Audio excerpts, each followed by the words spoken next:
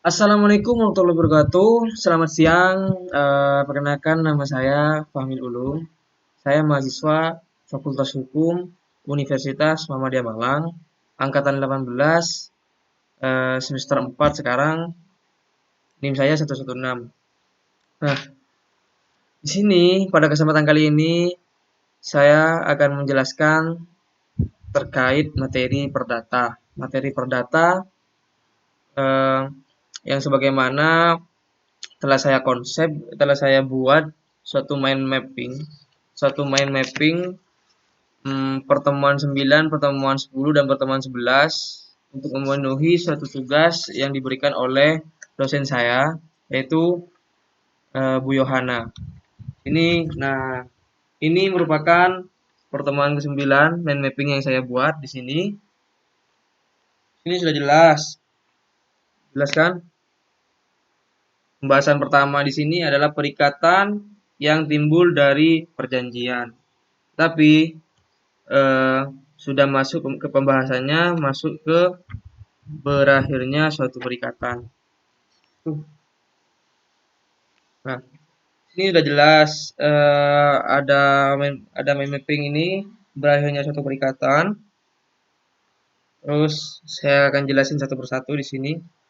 Apa saja sih perikatan eh, itu bisa berakhir tuh karena apa saja gitu. Yang pertama itu berakhirnya perikatan itu dapat berakhir sebagaimana telah disebutkan dalam pasal 1381 BW. Pasal 1381 BW. Nah, jelasin satu-satu nih poinnya. Nah, yang pertama, menurut pasal 1381 BW, itu perikatan itu dapat hapus yang pertama karena pembayaran. Jadi, apabila anak kita atau Anda atau saya atau kita semua di sini uh, melakukan suatu perjanjian yang timbul dari yang timbul dan menyebabkan perikatan di situ karena berkaitan dengan harta benda, maka perikatan itu dapat hapus karena pembayaran. Jadi perjanjian itu sudah terpenuhi karena adanya pembayaran tersebut. Jadi perikatan itu otomatis hapus. Contohnya nih, saya membuat saya mau beli HP, saya mau beli HP.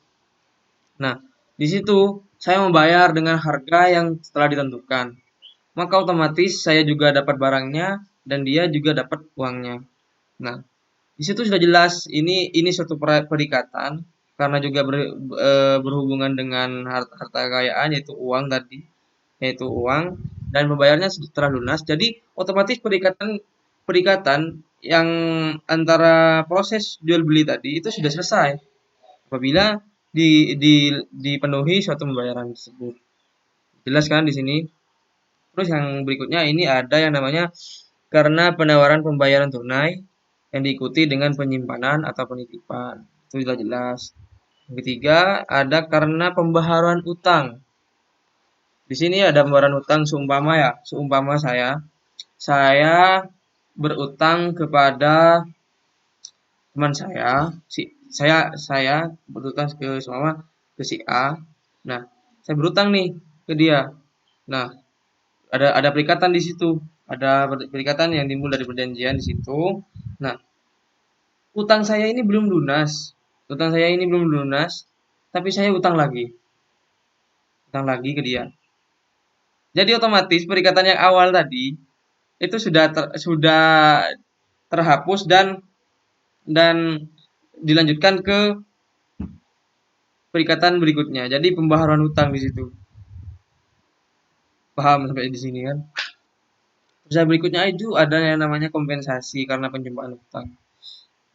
Jelas kompensasi. Terus yang kelima karena percampuran utang.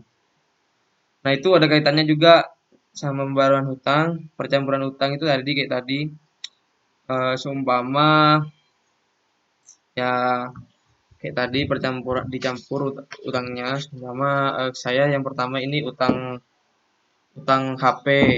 Terus yang kedua ini saya utang utang apa charger HP seumpama di situ. Nah, di situ dicampur utangnya itu jadi satu atas benda yang berbeda. Itu juga percampuran utang juga termasuk di situ. Terus ada yang namanya pembebasan karena pembebasan utangnya. Jadi seumpama seumpama saya punya utang tapi sama si A itu saya sudah oh wes gak usah bayar wes utangnya tak anggap lunas. Nah, itu juga menjadi eh, sebab bahwasanya perikatan itu telah sudah dihapus karena si dia sudah bilang seperti itu, yang saya menerima gitu. Tuh. Terus yang berikutnya ini ada yang namanya musnahnya barang yang berutang. Jadi seumpama saya berutang saya berutang suatu barang, tapi ternyata barangnya itu musnah sudah. Otomatis di situ antara saya dan dia dan si A itu tidak ada perikatan lagi karena barangnya sudah musnah. Itu. Terus ada lagi karena kebatalan atau pembatalan. Ini nih awalnya saya mau beli HP sekian, perjanjiannya seperti itu dan menimbulkan perikatan karena ini ada hubungan dengan harta kekayaan. Nah, ternyata lambat laun ini saya membatalkan di situ. Jadi otomatis perikatan di situ hapus gitu. Terus ada yang namanya lagi karena berlakunya suatu syarat batal yang diatur dalam bab ke-1 BW. Oh ya, sudah jelas bisa di-cross-check sendiri di BW.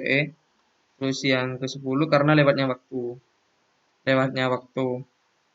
Jadi kalau udah lewat waktu itu juga dapat berhapusnya suatu perikatan. Yang kedua di sini perikatan itu dapat hapus karena kesepakatan antara para pihak. Kesepakatan para pihak. Jadi apabila pihak si A, kreditur dan debitur itu sudah menyepakati bahwasanya ini kesepakatannya begini dan sudah terpenuhi semua perjanjiannya yang menimbulkan perikatan tersebut, itu sudah jelas di situ bahwasanya perikatan itu hapus hapus dengan sendirinya. Terus ada yang ketiga namanya perikatan itu dapat berakhir karena adanya putusan hakim. Ini sudah masuk ke jalur litigasi di sini. Umpama ada sengketa apa di situ dan di putusan hakim itu dijelaskan bahwa ini perikatan ini sudah selesai, sudah berakhir karena yang si A yang awalnya eh, apa yang si A yang awalnya itu mendapati kerugian tapi tapi sudah terpenuhi oleh si B dengan putusan hakim tersebut, entah itu karena disita atau gimana begitu hasil putusannya udah jelas di situ. Yang berikutnya itu eh, perikatan itu bisa berakhir karena undang-undang. Itu masuk ke batal demi hukum, entah itu karena ini apa salah satu dari yang membuat perikatan ini belum cakap hukum atau bagaimana, itu perikatan itu bisa berakhir dengan sendirinya. Terus ada juga yang yang terakhir itu perikatan itu dapat berakhir karena telah tercapainya tujuan perikatan di situ. Sudah jelas apabila suatu perikatan sudah tercapai tujuannya antara si A dan si B sudah saling merasa tidak ada yang dirugikan, maka dan tercapai maka perikatan itu secara otomatis sudah selesai, tidak ada perikatan lagi. Jam perikatan sudah tercapai di situ. Ini penjelasan terkait pertemuan yang ke-9 terkait berakhirnya suatu perikatan. Selanjutnya, di sini saya ingin menjelaskan terkait pertemuan ke-10 masih dalam konteks perikatan yang timbul dari perjanjian. Tuh. Nah, di sini di main map saya, ini sudah masuk ke pembahasan jenis-jenis perjanjian yang bernama. Nah, ini saya jelasin satu-satu ya. Dalam jenis-jenis perjanjian yang bernama, di situ yang pertama ada yang namanya jual beli. Jual beli ini termasuk suatu suatu perjanjian yang bernama, yang dimana itu merupakan suatu persetujuan di mana pihak yang satu mengikat dirinya untuk menyerahkan benda. Saya nih menyerahkan benda.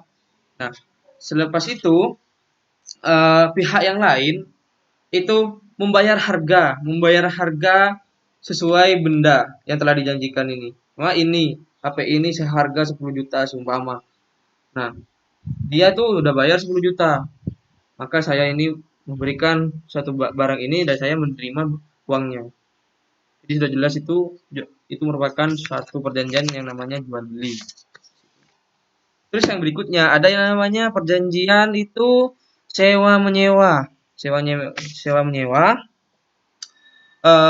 Sewa menyewa di sini merupakan suatu perjanjian di mana pihak yang satu menyanggupi akan menyerahkan suatu benda. Menyanggupi ini saya sanggup menyerahkan suatu benda untuk dipakai selama jangka waktu tertentu. Ini nih, seumpama ya saya mau menyewakan kursi buat acara pernikahan seumpama.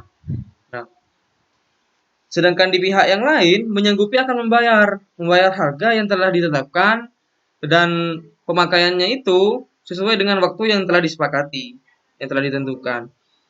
Soalnya saya punya kursi dan saya sewakan kepada orang itu. Nah, saya sewakan berapa hari, selama 3 hari ditentukan di situ buat pernikahan. Nah, maka orang itu akan membayar kepada saya sejumlah harga yang telah ditentukan dan waktu yang ditentukan. Jadi kursinya nanti dibalikin ke saya. Itu yang namanya perjanjian sewa menyewa. Terus ada lagi yang namanya perjanjian tukar menukar. Ini merupakan suatu persetujuan antara kedua belah pihak nih, saya dengan si A seumpama. Nah, yang mengikat dirinya untuk saling memberikan suatu barang secara timbal balik sebagai ganti suatu barang yang lainnya. Semuanya sih ini.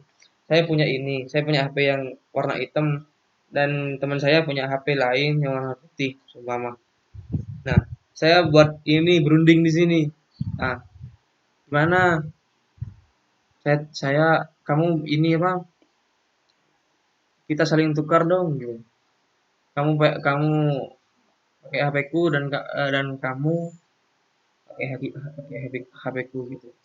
Jadi setara di situ cuman beda warna. Mama saya punya alasan karena saya pengen warna hitam dan aku juga sebaliknya saya pengen warna putih sama. Nah, di situ sudah jelas ini ada transaksi tukar menukar dan disetujui dengan kedua belah pihak. Jadi sudah jelas di sini ada tukar menukar. Terus ada yang namanya pinjam meminjam. Nah, ini merupakan suatu persetujuan di mana pihak yang satu memberikan kepada pihak yang lain suatu jumlah tertentu barang-barang yang habis karena pemakaian dengan syarat pihak yang belakangan ini akan mengembalikan sejumlah yang sama dari macam dan keadaan yang sama pula. Contohnya saya pinjam HP-mu. Saya pinjam HP-mu atau gini aja. Saya pinjam pinjam uang kayak gitu. Pinjam uang. Nanti saya akan kembalikan dengan sejumlah harga pinjam meminjam atau HP saya minjam meminjam nanti kembalikan sesuai dengan kesepakatan kedua belah pihak itu pinjam meminjam namanya. Terus ada juga perjanjian bernama itu yang salah satunya juga melakukan pekerjaan. Jadi ini kayak semacam ada kontrak kerja di situ. Ada kontrak kerja. Ini suatu perjanjian antara seseorang pihak yang memiliki pekerjaan dengan orang lain pihak yang menerima pekerjaan. Contohnya saya mengelamar pekerjaan dan ada yang menerima pekerjaan di situ. Saya bekerja di situ, perjanjiannya di situ. Saya dibayar karena pekerjaan saya. Itu, paham kan? Terus yang berikutnya ada yang namanya hibah. Hibah di sini merupakan suatu persetujuan dengan mana seseorang penghibah menyerahkan suatu barang secara cuma-cuma tanpa dapat menariknya kembali untuk kepentingan seseorang yang menerima penyerahan barang itu. Hibah di sini eh, merupakan satu hadiah lah gitu. Saya menghibahkan mobil ke anak saya seumpama. Itu sudah hibah, itu sudah hibah dan tidak dapat ditarik kembali.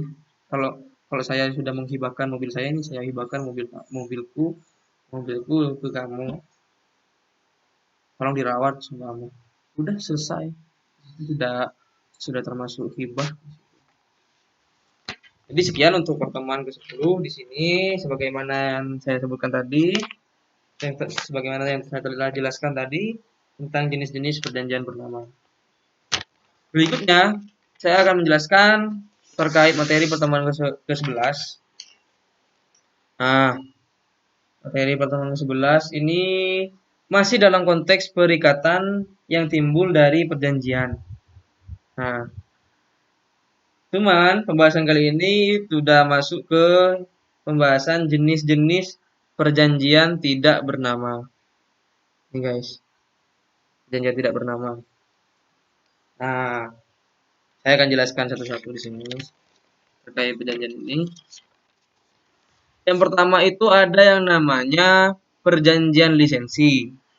Ini merupakan izin yang diberikan oleh pemegang paten kepada pihak lain berdasarkan perjanjian pemberian hak untuk menikmati manfaat ekonomi dari suatu paten yang diberikan perlindungan dalam jangka waktu dan syarat-syarat tertentu.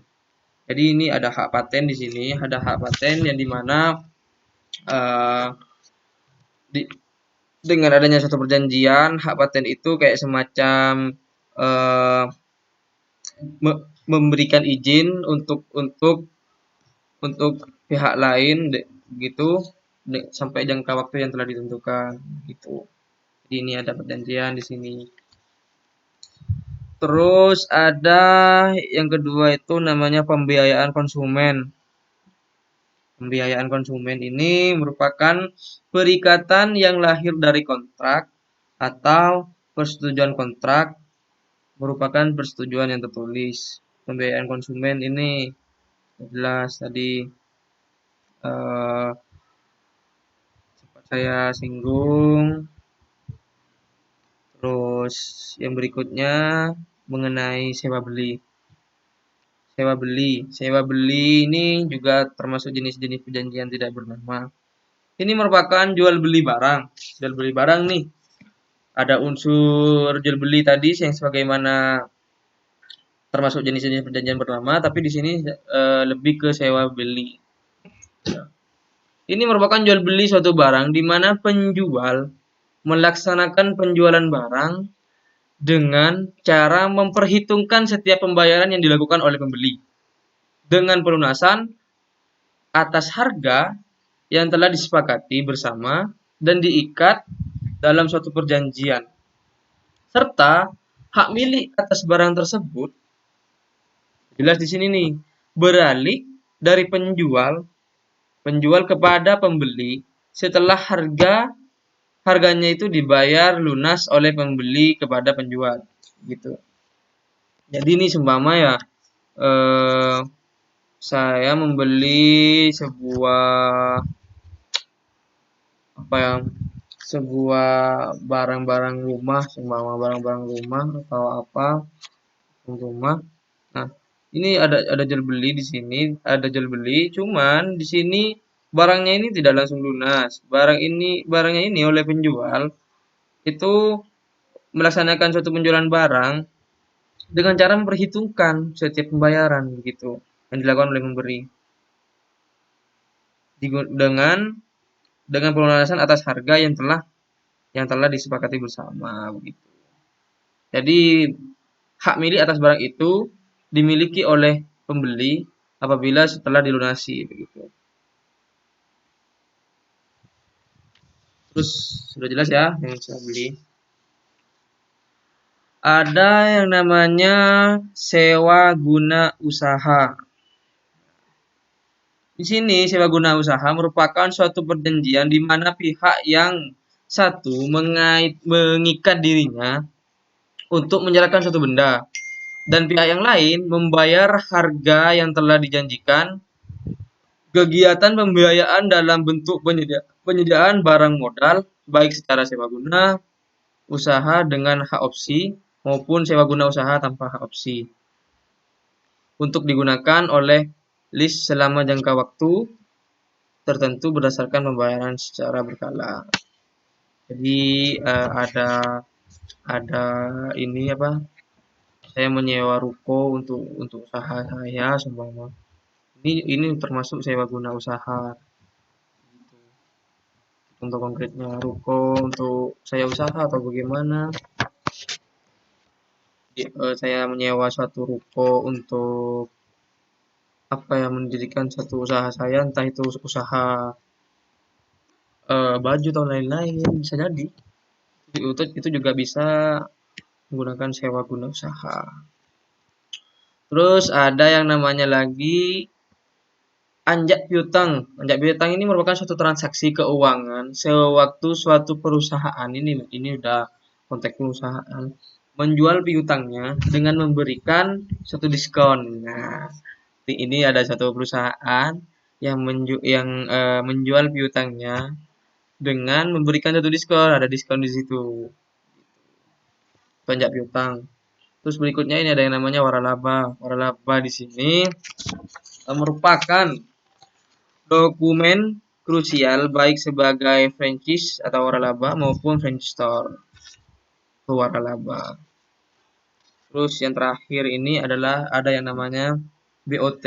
BOT ini merupakan bentuk perjanjian kerjasama yang dilakukan antara pemegang hak atas tanah dengan investor yang menyatakan bahwa pemegang hak atas tanah memberikan hak kepada investor untuk mendirikan bangunan selama masa perjanjian BOT dan mengalihkan kepemilikan bangunan tersebut kepada pemegang hak atas tanah setelah jangka waktu perjanjian berakhir. Jadi ini seumpama ada perjanjian kerjasama yang dilakukan antara pemegang hak atas tanah. Seumpama saya mempunyai hak atas tanah tertentu. Nah, setelah itu saya bekerjasama dengan investor membuat perjanjian. Nah, bahwasanya ini menyatakan bahwa pemegang hak atas tanah saya tadi memberikan hak kepada investor untuk mendirikan suatu bangunan atau apa yang selama masa perjanjian BOT tersebut dan mengalihkan kepemilikannya. Jadi apa yang dibangun oleh investor tersebut dialihkan kepada saya yang mempunyai hak milik atas tanah setelah jangka waktu perjanjian itu berakhir. Jadi setelah jangka waktu perjanjian itu berakhir, itu bangunan itu akan menjadi hak saya gitu. Meskipun didirikan oleh pihak investor gitu. Itu namanya BOT. Ya, pembahasan kali ini sudah selesai di pertemuan 11. Semoga bermanfaat. Atas kurang dan lebihnya saya ucapkan mohon maaf. Wabillahi taufiq wal hidayah. Wassalamualaikum warahmatullahi wabarakatuh. Thank you guys.